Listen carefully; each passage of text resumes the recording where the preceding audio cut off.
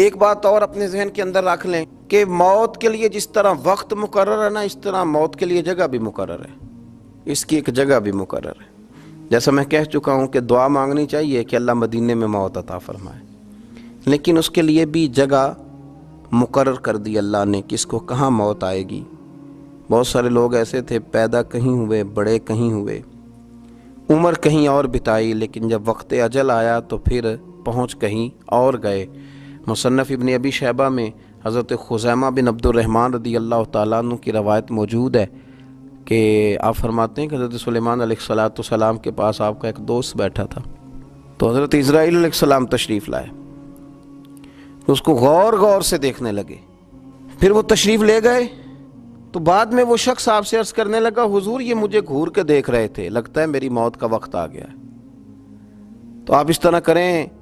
ہوا کو حکم دے مجھے ہند پہنچ